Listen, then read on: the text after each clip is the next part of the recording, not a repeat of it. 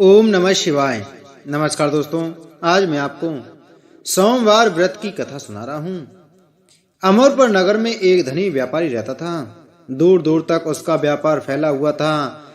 नगर में उस व्यापारी का सभी लोग मान सम्मान करते थे। इतना सब कुछ होने पर भी वह व्यापारी अंतर मन से बहुत दुखी था, क्योंकि उस व्यापारी का कोई पुत्र नहीं था।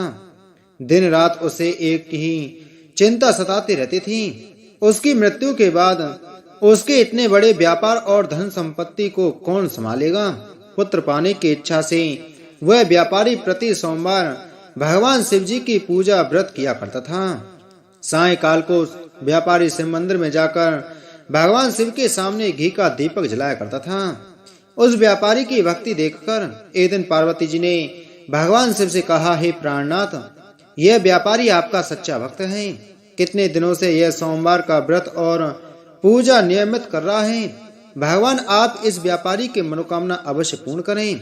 भगवान शिव ने मुस्कुराते हुए कहा, हे पार्वती, इस संसार में सबको उसके कर्म के अनुसार फल की प्राप्ति होती है। प्राणी जैसा कर्म करते हैं उन्हें वैसा ही फल प्राप्त होता है। इसके बावजूद पार्वती जी नहीं मानी।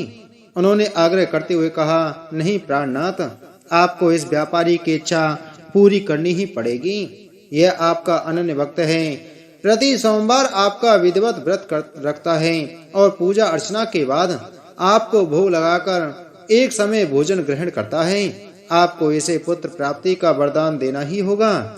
पार्वती जी का इतना आग्रह देखकर भगवान शिव ने कहा, तुम्हारे आग्रह पर मैं इस व्यापारी को पुत्र प्राप्ति का वरदान देता हूँ, लेकिन इसका पुत्र 16 वर्ष से अधिक जीवित नहीं रहेगा।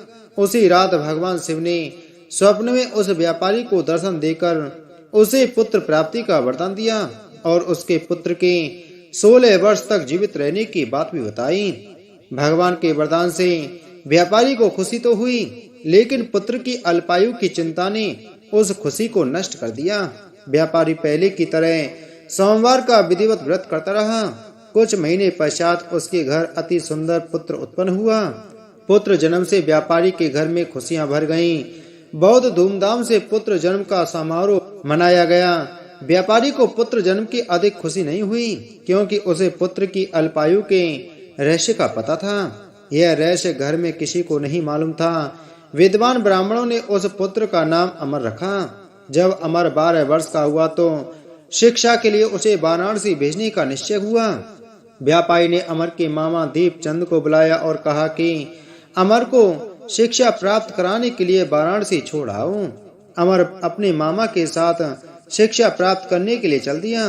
रास्ते में जहाँ भी अमर और दीपचंद रात्रि विश्राम के लिए ठहरते, वहीं यज्ञ करते और ब्राह्मणों को भोजन कराते थे। लंबी यात्रा के बाद अमर और दीपचंद एक नगर में पहुंचे। उस नगर में राजा की कन्या के विवाह की खुशी में पूरे नगर को सजाया गया था। निश्चित समय पर बारात आ गई, लेकिन वर का पिता अपने बेटे के एक आंख से काने होने के कारण बहुत चिंतित हुआ। उसे इस बात का भय सता रहा था कि राजा को इस बात का पता चलने पर कहीं वह विवाह से इनकार ना कर दे, इससे उसकी बदनामी होगी। वर के पिता ने अमर को देखा तो उसके मस्तिष्क में एक विचार आया। उसने सोचा, क्यों ना इस लड़के को दूल्हा बनाकर राजकुमारी से विवाह करा दूं। विवाह के बाद इसको धन देकर विदा कर दूंगा और राजकुमारी को अपने नगर में ले आऊंगा। वर के पिता ने इसी संबंध में अमर और दीपचंद से बात की। दीपचंद ने धन मिलने के लालच में वर के पिता की बात स्वीकार कर ली। अमर को दूल्हे के वस्त्र पहनाकर राजकुमारी चंद्रिका से विवाह करा दिया गया। राजा ने बहुत सा धन देकर राजकुमारी को विदा किया। अमर जब लौट रहा था तो सच नहीं छिपा सका और उसने राजकुमारी की ओढ़नी पर लिख दिया, राजकुमारी चंद्रिका, तुम्हारा विवाह तो मेरे साथ हुआ है। मैं तो वाराणसी से शिक्षा प्राप्त करने जा रहा हूँ। अब तुम्हें जिस नवयुवक की पत्नी बनना पड़ेगा वह कान्हा है। जब राजकुमारी ने अपनी ओढ़नी पर लिखा हुआ पढ़ा तो उसने काने लड़के के साथ जाने से इनकार कर दिया। राजा ने सब बातें जानकर राजकुमारी को महल में रख लिया। उधर अमर अपने मामा दीपचंद के साथ वाराणसी पहुंच गया। अमर ने गुरुकुल में पढ़ना शुरू कर दिया। जब अमर की आयु 16 वर्ष की हुई तो उसने एक यज्ञ किया।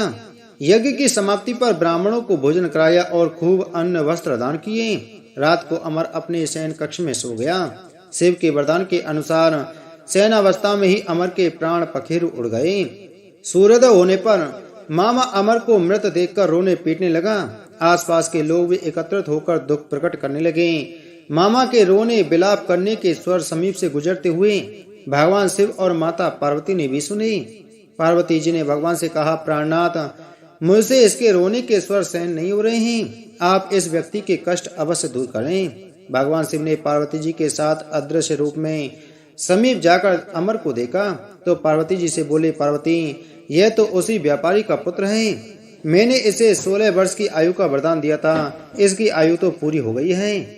पार्वती जी ने फिर भगवान शिव से निवेदन किया, है प्राणनाथ, आप इस लड़के को जीवित करें, नहीं तो इसके माता पिता पुत्र की मृत्यु के कारण रो रो कर अपने प्राणों का त्याग कर देंगे। इस लड़के का पिता तो आपका परम भक्त है, वर्षों से सोमवार का व्रत करते हुए आपको भोग लगा रहा है। पार्वती जी के आग्रह करने पर भगवान शिव ने उस लड़के को जीवित होने का वरदान दिया और कुछ ही पल में वह जीवित होकर बैठ गया। शिक्षा समाप्त करके अमर अपने मामा के साथ अपने नगर की ओर चल दिया। दोनों चलते हुए उसी नगर में पहुंचे जहां अमर का विवाह हुआ था। उस नगर में भी अमर ने यज्ञ का आयोजन किया।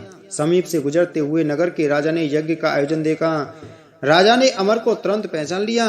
यज्ञ समाप्त होने पर राजा अमर और उसके मामा को महल में ले गया और कुछ दिन उन्हें महल में रखकर बहुत सा धन वस्त्र देकर राजकुमारी के साथ विदा किया। रास्ते में सुरक्षा के लिए राजा ने बहुत से सैनिकों को भी साथ भेजा। दीपचंद ने नगर में पहुंचते ही एक दूत को घर भेजकर अपने आगमन की सूचना भेजी। अपने बेटे अमर के जीवित वापस लौटने की सूचना से व्यापारी बहुत प्रसन्न हुआ।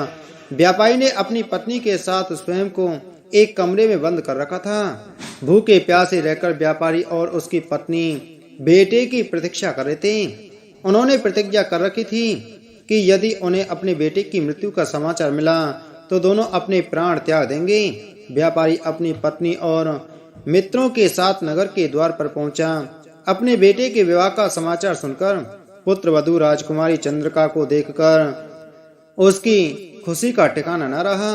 उसी रात भगवान शिव ने व्यापारी के स्वप्न में आकर कहा, हे सृष्टि, मैंने तेरे सोमवार के व्रत करने और व्रत कथा सुनने से प्रसन्न होकर तेरे पुत्र को लंबी आयु प्रदान की है। व्यापारी बहुत प्रसन्न हुआ।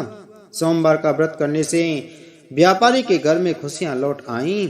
शास्त्रों में लिखा है कि जो भी स्त्री पुरुष सोमवार का व्रत विधि व्रत करते हैं और व्रत कथा सुनते हैं, उनकी समस्त मनोकामनाएं भगवान शिव जी की कृपा से पूरी हो जाती हैं और अंत में मोक्ष की प्राप्ति होती है। बोलो शिव शंकर भगवान की जय। बोलो माता पार्वती की जय।